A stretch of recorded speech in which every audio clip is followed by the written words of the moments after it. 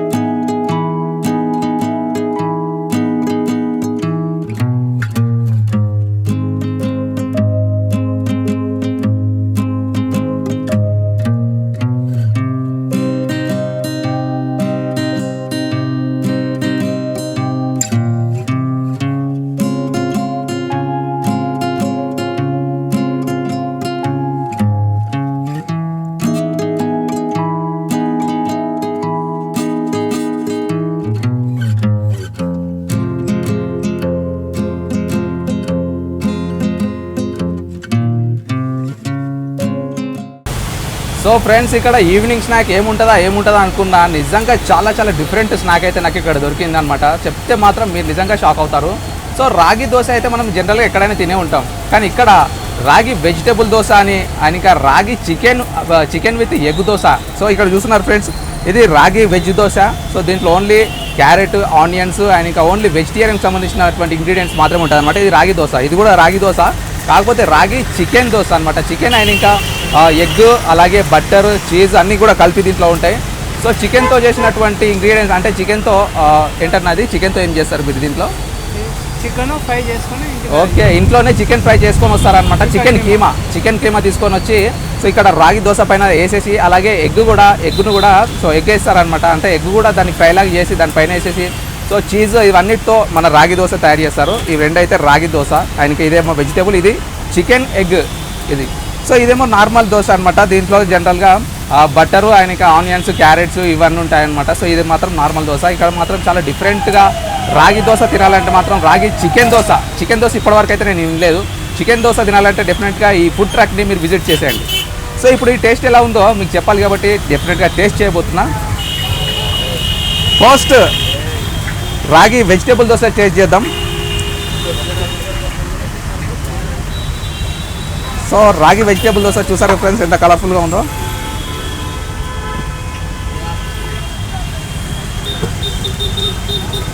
Wow, taste మాత్రం నిజంగా అద్దరిపోయింది. వెజిటేబుల్ అయితే లోపల ఉన్నటువంటి క్యారెట్, ఆనియన్స్, బట్టర్, చీజ్ అన్నీ మిక్స్ చేసి మరీ దీంట్లో వేస్తారనమాట రాగి దోశ పైన.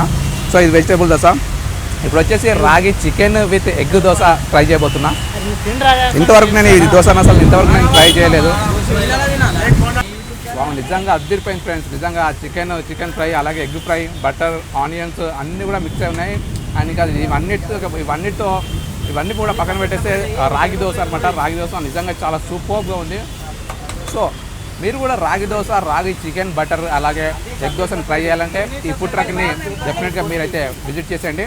సో ఇదైతే నార్మల్ దోశ అనమాట. అంటే నార్మల్ దోశ అంటే ఇది సో ఇది జనరల్గా బియ్యం పిండితో చేసినటువంటి దోశ అనమాట. దీంట్లో బటర్ అలాగే చీజ్ అన్నీ కూడా ఉంటాయన్నమాట. సో ఇది కూడా ఫైనల్గా ట్రై చేసేద్దాం.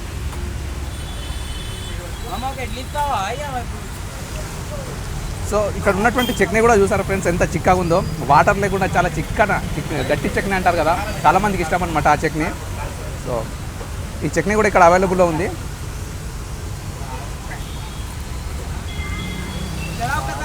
నిజంగా ఇది కూడా చాలా టేస్టీగా ఉందన్నమాట.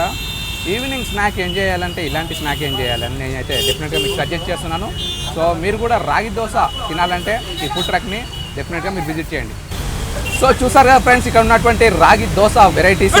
సో ఇదన్నమాట ఇవాళ ఎపిసోడ్. మరి నెక్స్ట్ ఎపిసోడ్లో మరిన్ని వంటకాలతో, మరిన్ని రెసిపీస్తో మీ ముందుకు వస్తాం. అంతవరకు signing off. This is Kiran. Take care. By.